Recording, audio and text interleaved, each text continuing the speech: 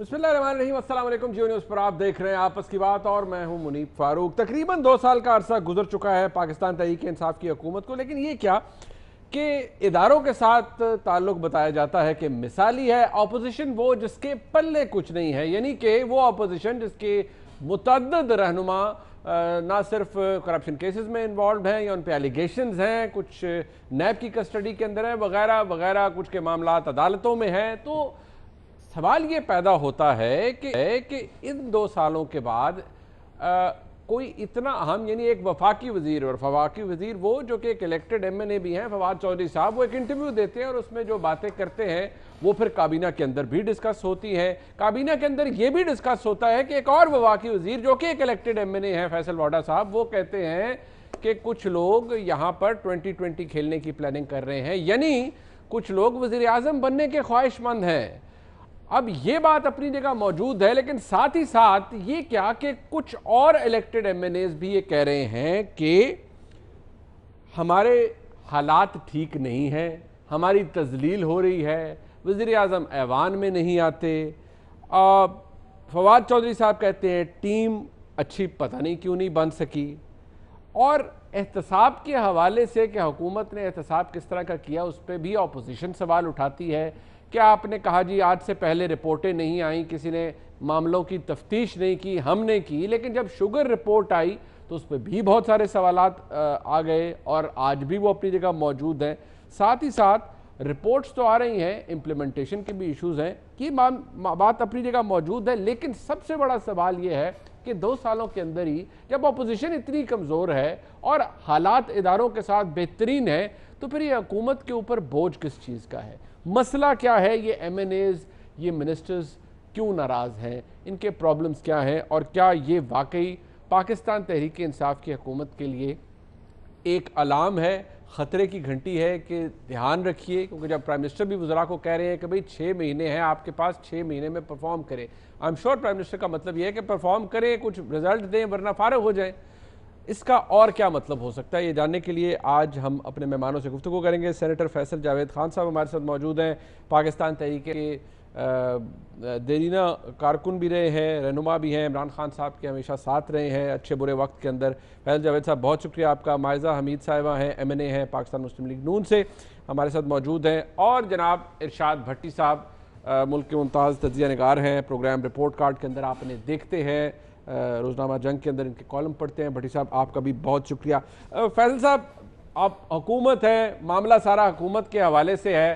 फवाद चौधरी साहब का मामला, उन्होंने जो भी बातें की, बाद में उन्होंने कहा ये तज्जिया है, पर तज्जिया अगर उन्होंने दिया तो ऑब्वियसली फैक्ट्स के ऊपर, उनके मुताबिक जो फैक्ट्स हैं उन्होंने उसके ऊपर दिया होगा। ये MNAs कह रहे हैं कि हमारी तजलील हो रही है, हमारा रोमांस है PTI, लेकिन ये रोमांस ख़त्म हो रहा है। क्या वजह है सर? ये 2 साल का अरसा गुजरा, अपोजिशन एज यू ऑल से कि उनके पल्ले कुछ भी नहीं है, कोई अल्टरनेटिव ही नहीं है, फवाद चौधरी साहब भी कह रहे हैं, तो फिर भी ये मसाइल हैं इस हुकूमत के, क्यों फैल साहब? जी बिस्मिल्लाहिर्रहमानिर्रहीम, अल्लाह सबको अपने हिफ्ज़ व अमान में रखे, आमीन। देखिए, पहला बात आपने की फवाद चौधरी की, तो फवाद चौधरी ने इंटरव्यू के बाद नहीं, इंटरव्यू के शुरू में ये कह दिया था कि ये मेरा एनालिसिस है और ये गलत भी हो सकता है, और जो कि गलत ही था। अच्छा। तो उन्होंने खुद कह दिया कि पहले ही डिस्क्लेमर दे दिया उन्होंने कि मेरा ये एनालिसिस है और हो सकता है गलत हो, तो वो गलत ही है, पार्टी में कोई ऐसी बात नहीं है। ठीक है। हाँ, इलेक्शन से पहले थी उसकी भी पब्लिकली फिर आके जहांगीर तरीन और शाह महमूद कुरैशी साहब ने एक सुलह हुई थी, उनकी कुछ रंजिशें थी सुलह हो गई थी इलेक्शन से पहले जी, और उसके बाद तो कभी भी ऐसी कोई चीज नहीं आई। तरीन साहब की, शाह महमूद कुरैशी साहब की, असद उमर साहब की, बिकॉज ये कैटेगोरिकल सवाल है ना, तो इनका कोई प्रॉब्लम नहीं है आपस में, so there were no problems, आप ये कह रहे हैं? नो प्रॉब्लम्स, जी हाँ, नो प्रॉब्लम्स। अच्छा, और ये जो MNAs हैं सर, राजा रियाज साहब हैं, ख्वाजा शिराज साहब हैं, मजारी साहब हैं, ये इलेक्टेड MNAs हैं, जब ये कहते हैं कि हमारे साथ हालात अच्छे नहीं हैं, हुकूमत हमारी तजलील हो रही है, हम डिलीवर नहीं कर पा रहे, वज़ीर आज़म को गलत पिक्चर दी जा रही है, सो मच सो कि जो करप्शन पहले 10,000 थी वो अब 30,000 के हिसाब से होती है, क्या कहेंगे इस पर फैसल साहब?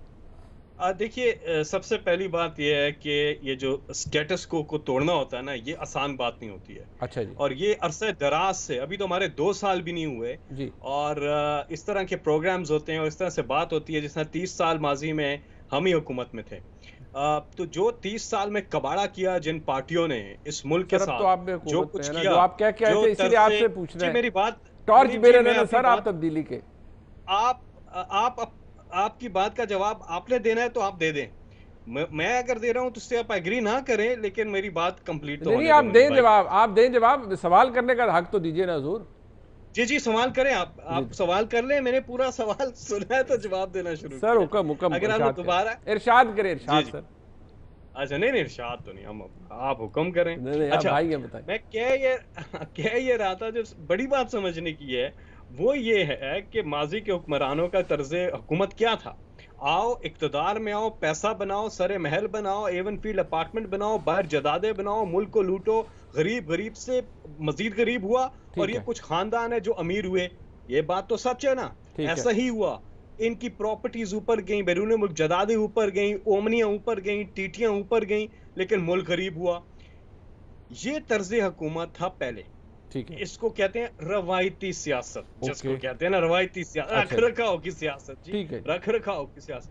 अब वो नहीं हो रहा, अब ओके वो जी। नहीं हो रहा। ठीक है। एक नया बात है, जहां तक हमारे लोगों के कंसर्न्स हैं, हम्म। बहुत ठीक बात है, वैलिड कंसर्न्स हैं। पार्लिमानी पार्टी की मीटिंग ज्यादा होनी चाहिए, और उस मीटिंग्स में अंदरूनी चीजों में मामला तय होने चाहिए। मीडिया पे नहीं जाना चाहिए, नज्म जब्त होता है पार्टी का। किसी को इजाजत नहीं होनी चाहिए कि वो जाके मीडिया पे अपने कंसर्न्स दे दे। आप पार्टी के अंदर डिस्कस करो, आप पार्टी में लेकर के आओ। ये तरीका कार होता है, ये किसी को हक हासिल नहीं है कि वो पार्टी के अंदर की चीजें जो है बाहर डिस्कस करें मीडिया पे। आपके कोई भी कंसर्न्स होते हैं, कोई वैलिड चीजें भी होती हैं, तो वो आप पार्टी के अंदर डिस्कस करते हैं। बट फैल उसके साहब, लिए if you allow forums me to मौजूद आस्क हैं। Now, but if you allow me to ask now, जी वो है कि वज़ीर आज़म तक तो हमारी रसाई नहीं है, वज़ीर आज़म हाउस में आते नहीं, हम क्या बताएं। वो तो अपनी जमात की हुकूमत के ऊपर ये कहते हैं कि नौकरियां फरोख्त हो रही हैं, करप्शन हो रही है, वज़ीर आज़म को झूठ बताया जा रहा है, वज़ीर आज़म तक उनकी रसाई नहीं है, तो वो क्या करें फिर।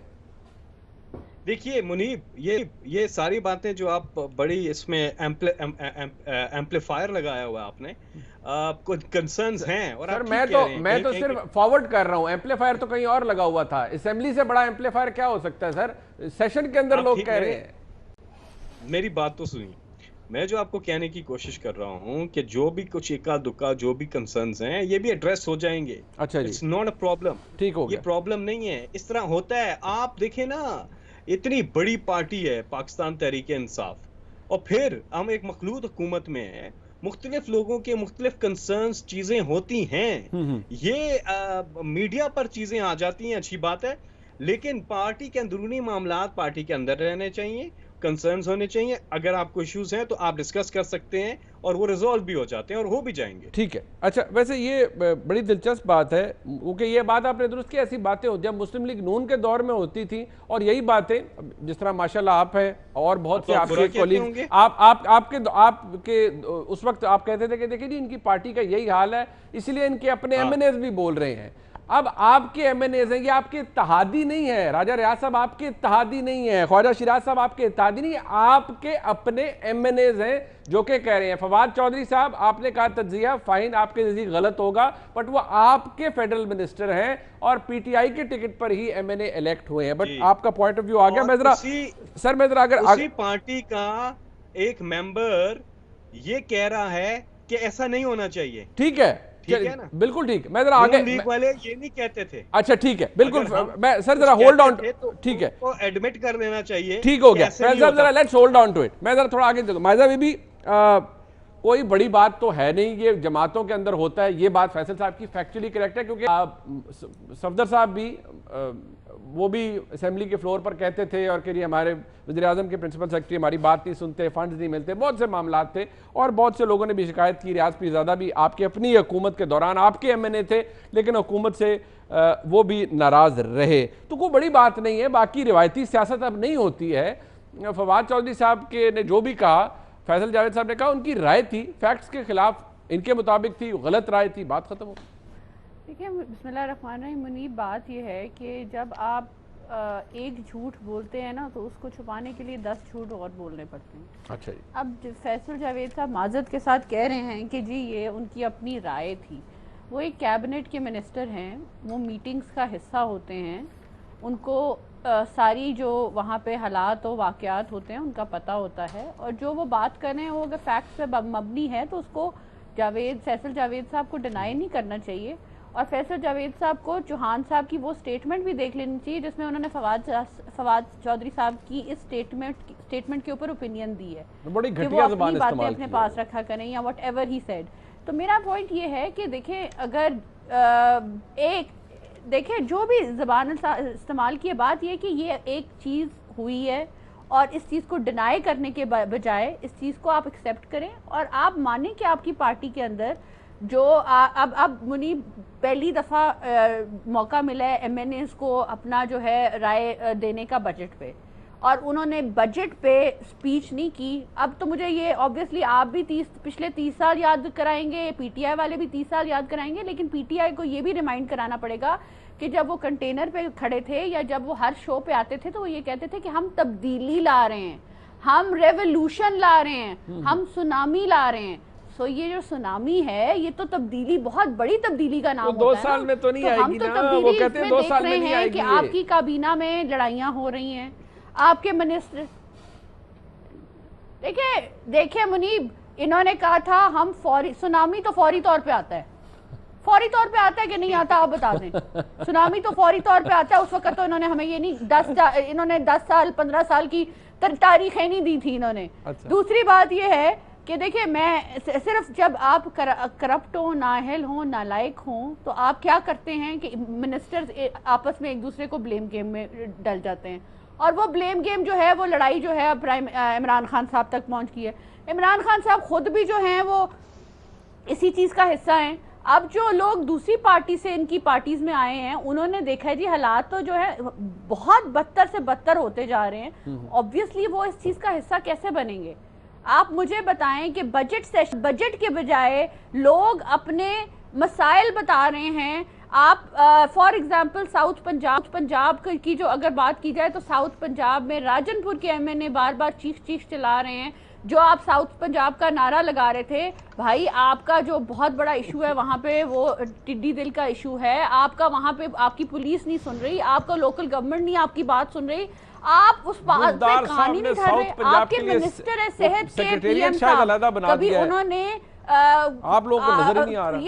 ये कोशिश की बस जुलाई से वो कहते हैं ऑपरेशनल हो जाएगा, पार्लियामेंट में आके थोड़ी देर खड़े ही हो जाएं, अपनी शक्ल ही दिखा दें। अच्छा। तो ये चीजें पॉसिबल, अगर जब ये चीजें नहीं हो रही होती ना मुनीब, तो लोग जो हैं फ्रस्ट्रेट हो जाते हैं, और फ्रस्ट्रेशन जो है असेंबली में साफ नजर आ रही है। अच्छा ठीक है, इसको डिनाई नहीं किया जा सकता। ठीक है सर, जरा यहाँ रुकिएगा। डिनायल ये है कि आप ये कह दीजिए पिछले 30 साल का माफिया, पिछले 20 साल का माफिया, इस चीज ये फैक्ट्स खत्म नहीं हो जाएंगे कि आप एक नाअहल हुकूमत हैं। अच्छा चले, क्राइसिस से ये जरा ये वर्डिक्ट जो है ना, ये एनालिसिस, ये मैं भट्टी साहब से ले लूं। एक सेकंड भाई, जरा मुझे वक्त दीजिएगा, मैं भट्टी साहब को इंक्लूड करूं। भट्टी साहब, ये तो अच्छी बात नहीं है सर कि एमएनएज कह रहे हैं, पार्लियामान के अंदर कह रहे हैं, जहां सबसे बड़ा एम्पलीफायर लगा होता है, यानी कि हर पार्लियामेंटेरियन को इजाजत है, वो इलेक्टेड मेंबर है, मौजूद मेंबर है, वो कह रहा है कि भाई हमारे ये हालात हैं। फिर हामिद मीर साहब के प्रोग्राम के अंदर बात हो रही है, तो फैसल साहब कहते हैं 2 साल के अंदर ऐसे प्रोग्राम शुरू हो जाते हैं, आप लोग बात करते हैं, तो हमसे तो ऐसे पूछा जा रहा है जैसे हम 3 साल से इक़्तिदार में हैं, तो ये ऐसे बात नहीं बनती। अच्छी बात है, लोगों के प्रॉब्लम्स होते हैं लेकिन एड्रेस हो जाते हैं, और फवाद चौधरी साहब का एनालिसिस गलत था। पहली बात तो ये है कि मायजा हमीद साहब ने कहा सुनामी जल्दी आता है, तो आ तो गया, सारे बहबू गए, यानी कौन रह गया पिछला, सारे कोई कहीं चला गया, कोई कहीं चला गया, सारे बह। दूसरी बात यह है कि टिड्डी दिल का उन्होंने कहा, टिड्डी दिल का मसला ख़त्म हो चुका है। आज रियाज फतेहाना साहब ने आज या कल वो बता दिया है कि ये खाएंगे कोरोना मुक जाएगा, यानी एक तीर से 2 शिकार, टिड्डी दिल खा लेंगे, कोरोना मुक जाएगा। पट्टी साहब मेरे सर बात सुने, आपने फतेहाना साहब का जिक्र कर दिया, अब आप यकीन करें मेरे जज्बात ऐसे वो उभर आए हैं ना, मैं आपका तज्जिया, लेकिन आप पहले सुने कि फतेहाना साहब ने इससे पहले भी बहुत कुछ फरमाया था। उन्होंने कहा चीनी नहीं खानी चाहिए, इस पर रिसर्च करेंगे, ठीक नहीं है चीनी भी, इससे मतलब फिर ज़रूरत ही कम पड़ेगी। उन्होंने कहा आटा इससे पेट बढ़ जाता है, वजन बढ़ जाता है। अब उन्होंने टिड्डी दिल है या दल है, इसके बारे में जो तहकीक वो कहते हैं होनी चाहिए। क्या फरमा रहे थे फतियाना साहब, सुन ले जरा। भट्टी साहब के पास मैं फिर आता हूँ। अभी लॉकडाउन की बात होगी टिड्डी दल के बारे में, तो एक आम मफरूज़ा है कि अगर इसको खाया जाए तो कोरोना वायरस का बेहतरीन दिफा किया जा सकता है। इसकी अगर रिसर्च करवा ली जाए और ये साबित हो जाए कि टिड्डी दल खाने से कोरोना वायरस के खिलाफ मजबूत कुव्वत मुदाफ़त पैदा होती है, तो पाकिस्तानी कौम खुद ही इसका तिया पांचा कर देगी, हुकूमत को ज़्यादा मेहनत नहीं करनी पड़ेगी। बड़ी साहब फिर करवा लेना हुकूमत ये काम। सर अब आप देखें कि इससे बड़ा साइंसदान कोई दुनिया में पैदा हुआ है कि टिड्डी दिल और कोरोना दो आफतें आई हुई हैं पाकिस्तान में। अल्लाह के फजल से उन्होंने कहा टिड्डी दिल खाओ, कोरोना मुकाओ। मतलब टिड्डी दिल से भी जान छूट जाएगी, कोरोना से भी जान छूट जाएगी। WHO, Trump, Modi, Europe, Asia, बाकी सारे अल्हम्दुलिल्लाह। फतियाना साहब अल्लाह आपको खुश रखे, मेरे आपको सलाम है, आपने जो कमाल कर दिया है। बिस्मिल्लाह करें, किसी करीबी खेत में आप भी तशरीफ़ ले जाएं, कोई 1 आध एकड़ के टिड्डियाँ आप भी खाएं, ताकि अल्हम्दुलिल्लाह कोई किसानों को फ़ायदा हो। और कल आप कहेंगे कि मोबाइल दे गरारे करो तो कल आप कहेंगे कि मोबाइल दे गरारे करो तो तेल दी किल्लत ख़त्म हो जाएगी। परसों आप कहेंगे कि अगर कड़ी में से पकौड़े निकाल के बंदा खा जाए तो उससे तप दिक और खुन्नाक और काली खांसी का खात्मा हो जाएगा। और उसके बाद आप कहेंगे कि आमों का सीज़न है, आमों पर केचप लगा कर खाएं तो कभी गला ख़राब नहीं होगा। अल्लाह आपको खुश रखे फतियाना साहब, मुझे आपसे यही तवक्को थी, पहली बात। ठीक। दूसरी बात यह है कि भाईजान फवाद चौधरी साहब ने शुक्रगुजार होना चाहिए पाकिस्तान तरीके इंसाफ को और उनके तमाम लोगों को, और कि जिन्होंने फवाद चौधरी ने एक सच बोला। सच क्या बोला फवाद चौधरी ने कि हम तब्दीली नहीं ला सके। सच है, बिल्कुल नहीं ला सके। 22 महीने हो गए, इसमें 3 महीने कोरोना के निकाल दें, 18-19 महीने रह गए हैं। तो आप मुझे कोई एक, फैसल जावेद साहब मेरे भाई बैठे हुए हैं, क्या फैसल जावेद साहब बता सकते हैं कि ये 18 महीनों की, यानी ये जो कारकर्दगी है, परफॉर्मेंस है, जिसमें ट्रेड डेफिसिट और करंट अकाउंट खसारे के अलावा अच्छा कोई और शोबा, कोई एक इदारा जाती इस्लाहात हुई नहीं हुई, एहतसाब हुआ नहीं हुआ, 50 लाख घर बने नहीं बने। मैं इसमें 18 महीनों का ये नहीं कह रहा कि ये 5 सालों का एजेंडा है, मान लिया, लेकिन 18 महीनों के जितने हैं, यानी 10,000 घर बन जाने चाहिए थे। मेरा कहने का मकसद है उतना कर लें। 1 करोड़ नौकरियां हुई नहीं हुई, गवर्नर हाउस की दीवारें गिरी नहीं गिरी, ऐवान सदर वज़ीर आज़म हाउस में यूनिवर्सिटियां बननी थी नहीं बनी, जिन बच्चों की ज़हनी ग्रोथ रुकी हुई थी उनकी ज़हनी ग्रोथ दोबारा शुरू हो गई नहीं हुई, 2.5 लाख बच्चों ने स्कूल जाना था, 2.5 करोड़ बच्चों ने चले गए नहीं गए,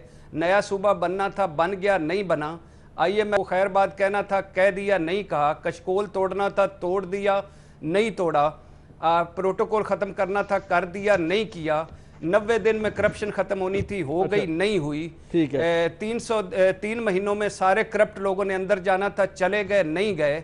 इसके अलावा आपने 18-19 वजीर रखने थे, क्या उतने ही वजीर हैं आपके मरकज में? नहीं है।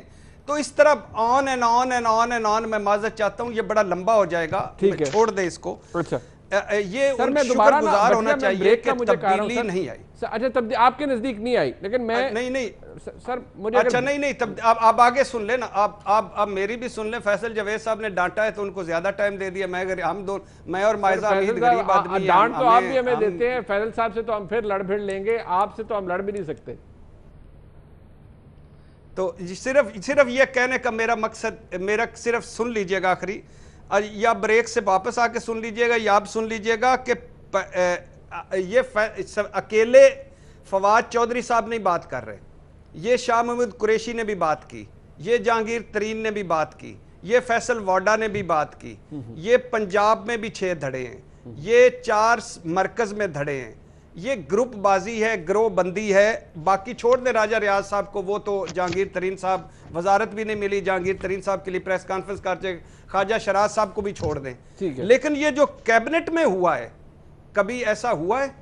हाँ, मतलब में कभी ऐसा हुआ ये एक वफाकी वजीर का ये 2 वफाकी वज़रा को कहना कि भाई आप तो उम्मीदवार हैं और वजारत उज़्मा के और आप तो ये चाहते हैं, ये बहुत बड़ी बात है। सर मैं अगर ब्रेक ले लूं, तौर पर डॉक्यूमेंटेशन लीक करते हैं और आप इमरान खान साहब के अगेंस्ट साजिशें कर रहे हैं। सर ये बहुत बड़ी बात है। अच्छा मैं एक ब्रेक शामिल करता हूं सर, मैं एक ब्रेक शामिल करता हूं, वापस आता हूं जरा ऊपर भी, क्योंकि असेंबली के फ्लोर के ऊपर ही मरकजी रहनुमा, बहुत सीनियर रहनुमा है पाकिस्तान मुस्लिम लीग नून के, ख्वाजा साद रफीक साहब, उन्होंने आज कुछ अहम बात की है। मैं चाहता हूँ जरा वो सुने और फिर फैसल साहब रिस्पॉन्ड करेंगे और बाकी भट्टी साहब ने जो बातें की वो तो हैं ही। एक ब्रेक का साथ रहेगा।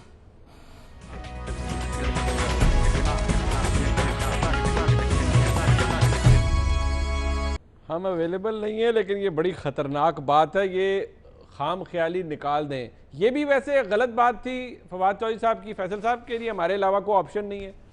देखिए पहले तो मैं भट्टी साहब का बताऊंगा, जो भट्टी साहब ने ग्रोसरी लिस्ट पूरी गिनी है ग्रोसरी लिस्ट, उसके जवाब में ये जी कुछ महीने अभी 2 साल भी नहीं हुए। अच्छा जी, और मवाजना कर दिया 40 साल। अच्छा अल्हम्दुलिल्लाह, आज आपने देख लिया कि इनके सारे नारे, वादे, दावे ग्रोसरी थी। अच्छा सुने भट्टी साहब, आप वो कहते हैं भूख फिरती है मेरे मुल्क में नंगे पाँव, भूख फिरती है मेरे मुल्क में नंगे पाँव, रिस्क जालिम की तिजोरी में छुपा बैठा है। इस मुल्क के साथ जो माजी के हुक्मरानों ने किया है ना, वो हम 5 साल तक बताते रहेंगे और रुकेंगे नहीं, बताते रहेंगे। ये कंट्रास्ट जरूरी है, किधर था मुल्क और हम किधर लेके जा रहे हैं, वरना आप परफॉर्मेंस को एवेल्युएट नहीं कर सकते अदरवाइज। तो ये जानना जरूरी है कि मुल्क मिला किधर था, कर्जों में डुबोया हुआ, करप्शन, मनी लॉन्ड्रिंग आम थी। हुक्मरान आते ही इसलिए थे कि यहाँ आए, दौलत बनाए, बाहर ट्रांसफर करें। पैनामा में आपने सारा देखा, आपने देखा कि किस तरह से इन्होंने यहाँ पे गरीब अवाम को लूटा। इनकी टीटियों में आपने देखा इन्होंने किस तरह से गरीब अवाम को लूटा। और उस वो बच्चा जो भूख में है आज, उसके हिस्से की रोटी हसन नवाज ने खाई, उसके हिस्से का खाना हुसैन नवाज ने खाया, मरियम नवाज ने खाया। ये इन लोगों ने इस मुल्क के साथ किया है। बिलावल भुट्टो ने खाया, बिलावल जरदारी जिसका नाम है, इन लोगों ने ये किया इस मुल्क के साथ। इमरान खान क्या कर रहे हैं? इमरान खान आम आदमी के लिए काम कर रहे हैं और यही मकसद था उनका सियासत में आने का। 22 साल की जो जद्दोजहद थी इसीलिए थी कि गुर्बत का खात्मा करें, अच्छा जी, करप्शन को रोकें, मनी लॉन्ड्रिंग को खत्म करें।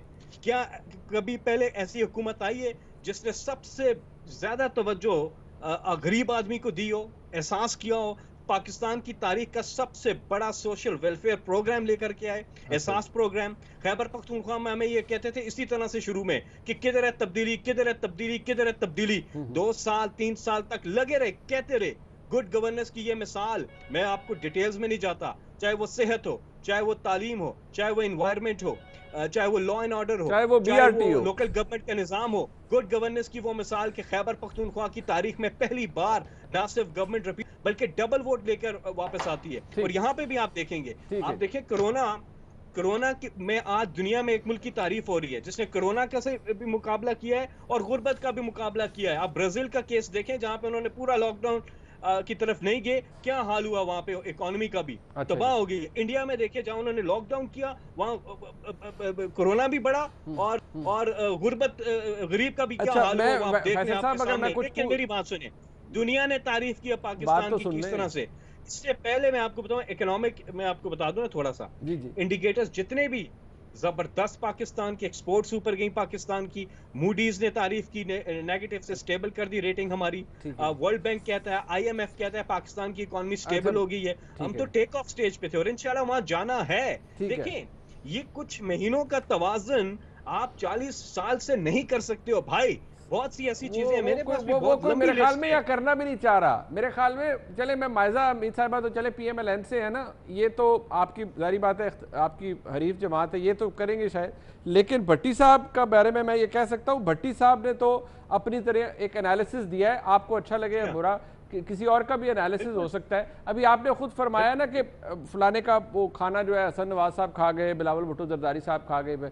मेरे नज़दीक बसद एहतराम जो चीनी खाई गई और जो रिपोर्ट आई, उस रिपोर्ट के अंदर जिन लोगों की वजह से वो चीनी खाई गई, जिनके फैसलों ने वो लोगों को अलाउ किया कि वो चीनी खाएं लोगों की और उनसे पैसा बटोरें, उन लोगों के बारे में कुछ नहीं लिखा गया सिवाय इसके सर मेरी बात पूरी होने दीजिए माय डियर सर, मेरी बात पूरी होने दीजिए माय डियर सर। प्रोग्राम में चौथे पार्टिसिपेंट लग रहे हैं, नहीं मेरा सवाल नहीं बात आपको यही तो प्रॉब्लम है ना फैसल साहब, जब आप लोगों को कोई फैक्ट बताता है तो आपको बुरा नहीं लगना चाहिए। मैं आपसे फैक्ट बता रहा हूं आपको, I am quoting you a fact sir, my dear sir, I am also smiling. मैं भी आपको फैक्ट ही बता रहा हूं कि उसके अंदर रजाक दाऊद साहब, उस्मान बुजदार साहब, असद उमर साहब, इनके बारे में जो रिपोर्ट के अंदर लिखा हुआ है, I am sure you have gone through the report. मुझे बताएं उन लोगों की रिस्पॉन्सिबिलिटी कहां फिक्स की गई है, कहां बताया गया है, have they left their positions?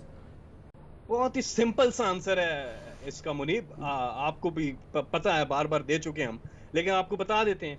कोई ऐसा वजीर आजम पहले आया है जिसने इंक्वायरी कराई और पब्लिक की और रिपोर्ट? कभी हुआ ऐसे? सर बहुत आला काम किया, बहुत आला काम किया जो प्राइम मिनिस्टर ने किया, ये उनको करना चाहिए था।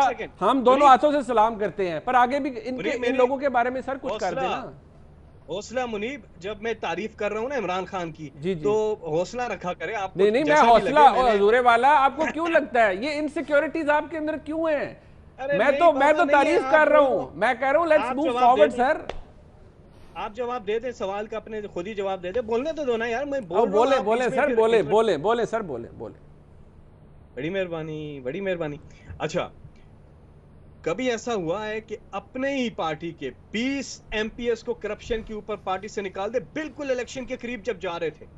कितनी बड़ी इसकी पॉलिटिकल कॉस्ट पे करनी पड़ जाती, लेकिन इमरान खान ने वो भी किया है। कभी ऐसा नहीं हुआ। ये वो वजीर आजम है। अभी PIA की आज से पहले कब त्यारा केस की कभी कोई इन्वेस्टिगेशन हुई है, या अगर हुई भी है तो कभी पब्लिक हुई हो? वो भी पब्लिक की एक चीज, और जो जिम्मेदार होंगे उनके खिलाफ कार्रवाई भी होगी। और चीनी की जो है ना, चीनी के चोर जो है ना, 99% नून लीग और पीपल्स पार्टी में बैठे हुए हैं, ये भी मैं आपको बता दूं। लेकिन इमरान खान ने क्रॉस द बोर्ड अकाउंटेबिलिटी की है, ये भी बता दूं। अच्छा ठीक है फैसल साहब, if you kindly allow me, मैं जरा थोड़ा सा इसको आगे ले चलूं। मायजा हमीद साहिबा, फैसल साहब ने जो कहा है वो आपकी पार्टी के हवाले से और चीनी के हवाले से भी उन्होंने कहा है कि 99% लोग वो है चीनी चोर जिनका ताल्लुक पीपल्स पार्टी या मुस्लिम लीग नून से है, फैसल साहब के मुताबिक। प्लस उन्होंने जो भट्टी साहब का जो तजिया था उससे भी डिसएग्री किया है। आप अपना पॉइंट मेक कर लें। मुनीब फैसल साहब ने जो है, जो बार बार देखें आप सवाल पूछ रहे हैं, मीडिया वाले हमसे भी सवाल पूछते थे जब हम गवर्नमेंट में थे। पेशेंस होनी चाहिए सवाल सुनने की भी और जवाब देने की भी। और अगर इनको जो है तनकीद बर्दाश्त नहीं है इनके अपने बॉस की तरह, इमरान खान साहब की तरह, तो इनको चाहिए कि जो है खुद ही बोला करें और खुद ही सवाल किया करें, खुद ही जवाब दे दिया करें। क्योंकि मीडिया वालों ने तो सवाल करने हैं जब आपने चीनी चोरी करनी है, मीडिया वालों ने तो सवाल करने हैं कि जब आप पे आ जाए आपके पास आई है फैसल साहब भाई हमारे, जो दिल करता है आप जवाब दे दें। आपकी अप्रूवल देने वाला बंदा है जिसमें प्राइम मिनिस्टर साहब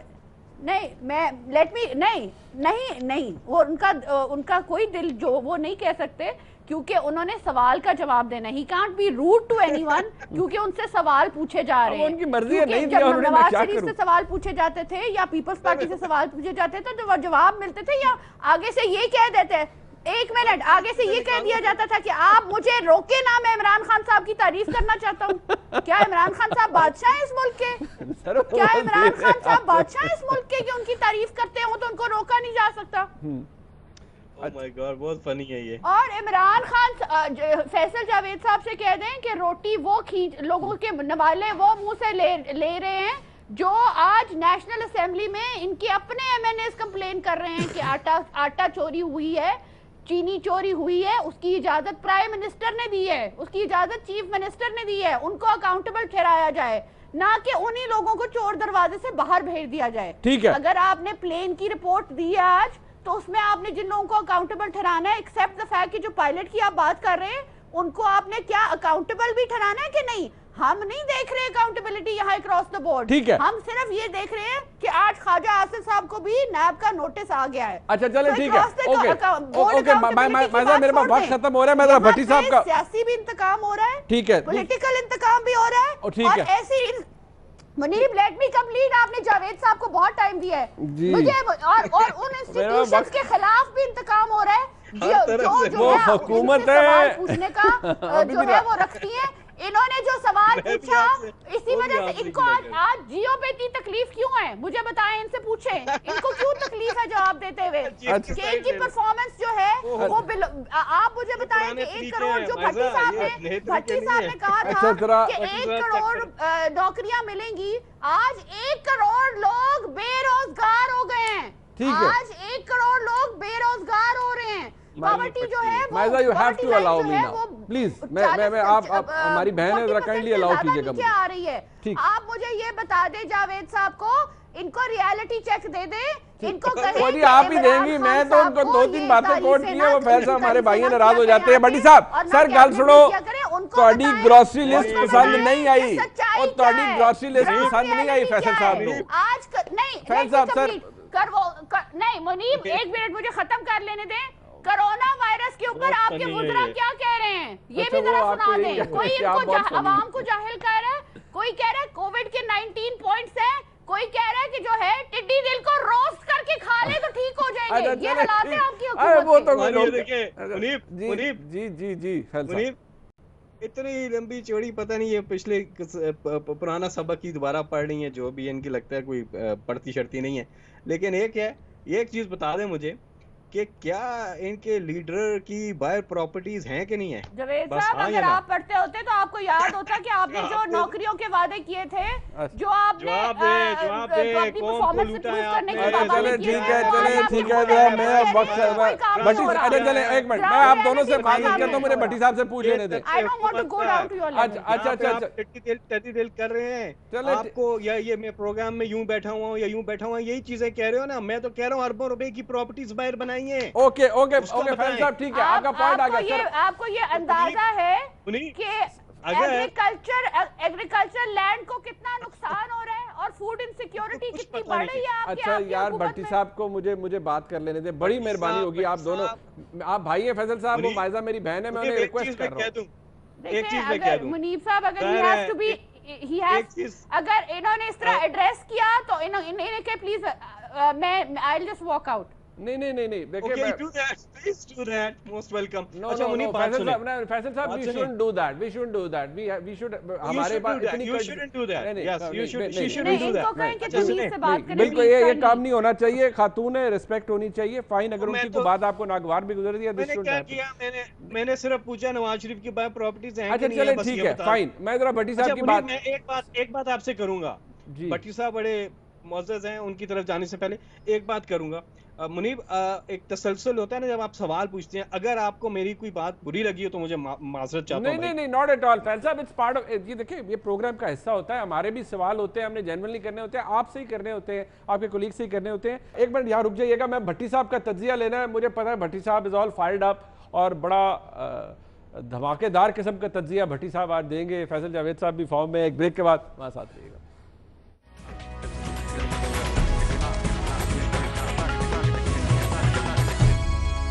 जी भट्टी साहब, पहली बात, अच्छा 2-3 और ग्रोसरी की मेरी जेब से निकल आई है लिस्ट। अच्छा यकसा निसाब तालीम देना था, आपने दे दिया। मुफ्त सेहत की सहूलतें देनी थी, दे दी। सानिया मॉडल टाउन का वालों को आपने इंसाफ दिलाना था, दे दिया। इलेक्टेबल्स को खैरबाद कहना था, कह दिया। आज़ाद उम्मीदवार नहीं लेने थे, नहीं लिए। कराची को रोशनियों का शहर बनाना था, बना दिया। आपने हर बुध को पार्लियामेंट हाउस में आना था, आते हैं आजकल। ये बुध गुजर गई है, आज भी मेरे ख्याल से बुध ही है, मेरे ख्याल से आज आप आए हैं पार्लियामेंट हाउस में सवालों के जवाब देने थे। अच्छा आप बाकी सारा जो हम शामे गरीबा मुस्लिम लीग नून और पीपल्स पार्टी के खिलाफ करते रहे हैं वो तो छोड़ दें। मुझे बताइएगा कि गंदम आपके पास वाफर मिकदार में मौजूद थी, आटा बोरान पैदा हो गया, ये कभी हुआ है पहले? चीनी वाफर मिकदार में मौजूद थी, चीनी का बुरान पैदा हो गया, ये कभी हुआ है पहले? पेट्रोल वाफर मिकदार में मौजूद था, पेट्रोल का बुरान पैदा हो गया, ये कभी हुआ है पहले? अब आईपीपीज आपको कह रही हैं कि लोड शेडिंग हम करेंगे अगर पेट्रोल नहीं। एलपीजी बुरान आ गया है, लोड शेडिंग। कोरोना दवाइयां कोरोना दवाइयां गायब हो गई, टीके गायब हो गए हैं, बेड नहीं मिल रहा इस्लामाबाद पिंडी में। आप कैसी बातें करते हैं, आप कैसी बातें करते हैं? आपकी परफॉर्मेंस चार जो इलेक्टेड अनइलेक्टेड को बड़ों को चार को आपने दी हुई है, रज़ाक दाऊद साहब की परफॉर्मेंस बता सकते हैं क्या है? जफर मिर्जा साहब की परफॉर्मेंस बता सकते हैं क्या है? इसके क्या है पर जफर मिर्जा साहब की परफॉर्मेंस? इसके अलावा एनर्जी जिनका अपना कॉन्फ्लिक्ट ऑफ इंटरेस्ट आप बताया करते थे, ये नदीम बाबर साहब का तो अपना पेट्रोल का मुबैना तौर पर कारोबार है, इनकी आप परफॉर्मेंस बता सकते हैं? और सेहत की जफर मिर्जा के बता, जुल्फी बुखारी साहब को तो पता नहीं है कि एक पाकिस्तान का कोई ऐसा शहर या ऐसी जगह जहां पर आया जा सके, उनको अपने ओवरसीज और बाकी थमाया हुआ है। इस्लाहात इशरत हुसैन ने क्या कर दी है? 14 अरब रुपए खसारा था आपसे आने से पहले इन इदारों में, अब वो 28 अरब हो गया है।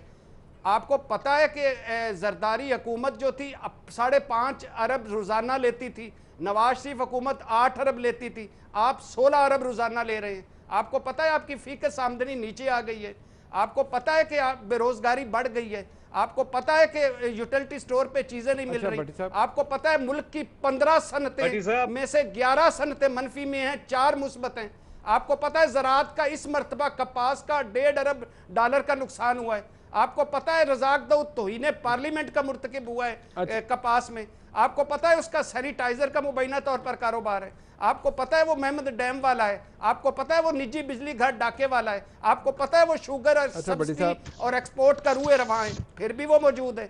आपको पता है कि शुगर वालों ने, कमीशन वालों ने क्या दी थी रिपोर्ट, जिस पर आपने उन्होंने किया? असद उमर क्यों है सीट पर? खुसरू बख्तियार क्यों है सीट पर? रज़ाक दाऊद क्यों है सीट पर? नदीम बाबर क्यों है सीट पर? आपको पता है आपके झगड़े क्या हैं?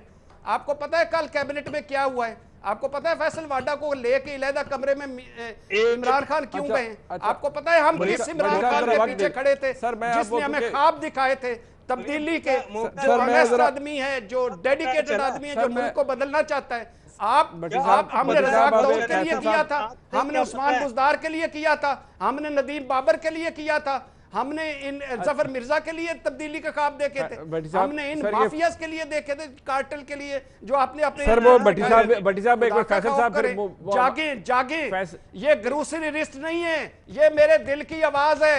मैं आपके साथ था, ख्वाब देखे थे मैंने। आज भी इमरान खान मैं कहता हूं कि उसको ख्वाब पूरे करने चाहिए। आप इसको ग्रोसरी लिस्ट कह रहे हैं? आप उस वक्त नारे मार रहे थे सिर्फ जलसों में, हम लड़ रहे थे माफियाज के खिलाफ। अच्छा, आप प्रोटोकॉल ले रहे हैं, सेनेटर बन गए हैं, हमने नहीं लिया कुछ भी, हम खड़े हुए हैं, आज भी खड़े हुए हैं। आज भी आपके पास कोई नहीं, एक महकमा बता दें, एक शोबा बता दें जिसमें आपने कुछ किया हो, एक सिर्फ बता दें। अच्छा बड़ी साहब फैल साहब को रिस्पॉन्ड करे थे। फैल साहब पहले तो ये बात है कि जो ग्रोसरी लिस्ट की बात की थी वो लाइटर नोट पे की थी, ठीक है? मैं माजरत चाहता हूँ आपकी अगर दिल आजारी है। जो आपने कहा आपको पता है, क्या आपको पता है कि इससे पहले जितने भी हमारे लीडर्स आए थे उनमें से एक बताएं जो ईमानदार हो, एक बताएं जिसका ऑडिट हुआ हो और वो अदालत से सुरखरू निकला हो?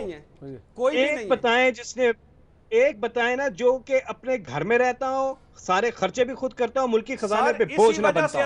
एक बताएं जो बैनुल अक़वामी तौरों पे खजाने के अरबों डॉलर बचाता हो। आप आ गए, क्या इससे पहले कोई ऐसा लीडर आया है? क्या आपको पता है कि इससे पहले लूटमार जो हुई है? क्या आपको पता है कि सारे महल बने हैं? क्या आपको पता है कि जो एवन फील्ड में अपार्टमेंट्स बने हैं? क्या आपको पता है कि इस मुल्क का गरीब क्यों है? क्या आपको पता है कि खास माफिया जो है उसको ये पालते थे, आगे लेके जाते थे? क्या आपको पता है कि एक लीडर आया है जिसने एक माफिया के अगेंस्ट स्टैंड लिया है और इन्वेस्टिगेशन कराई है? क्या आपको पता है कि मुल्क की तारीख में पहली बार अक्रॉस द बोर्ड अकाउंटेबिलिटी हो रही है? क्या आपको पता है कि हमें सिर्फ 2 साल भी नहीं हुए अभी? क्या आपको पता है कि हमारा मुआवजा 40 साल? Accountability across the board, accountability across the board नहीं हो रही, अकाउंटेबिलिटी अक्रॉस द बोर्ड नहीं हो रही। जो कमीशन की पूरी चीनी पे अक्रॉस द बोर्ड करवाई है, इससे पहले भी जितनी चीजें अक्रॉस द बोर्ड, आप अद्वियात स्कैंडल पे सत्तू पीकर सोए हुए हैं, आटा गंदम पर सत्तू पी के सोए हुए हैं, निजी बिजली डाके पे सत्तू पीकर सोए हुए हैं, पेट्रोल बोरान आपको कुछ नहीं, वो जो 9 कंपनियों के लाइसेंस कर दें, गिरफ्तारियां कर दें। और मैं अब एक बात बता दूं, मैं 96 से पीटीआई का कारकुन हूं भाई, मैं 96 से पीटीआई का कारकुन हूं। ये बात ठीक है कि आपने बहुत ज़्यादा जद्दोजहद की हमारे साथ, टेलीविज़न के ऊपर, आपने आर्टिकल्स के ऊपर आपने बहुत ज़्यादा काम किया, हम अप्रिशिएट करते हैं उसको। चलो ठीक है, आज भी हमें ठीक है, बहुत बहुत शुक्रिया सर। मैं भट्टी साहब आपका, फैसल जावेद साहब, मायजा हमीद साहिबा, आप शुक्रिया अदा करूँगा। ये ऐसी डिबेट है जिसके ऊपर बहुत सी बहस हो सकती है, बहुत सी बात हो सकती है। फैसल जावेद साहब का, मायजा हमीद साहिबा का और भट्टी साहब का एक दफ़ा फिर शुक्रिया अदा करूँगा। आज का प्रोग्राम आपने देखा, फीडबैक जरूर दीजिएगा। देखने का बहुत शुक्रिया। खुदा हाफिज़।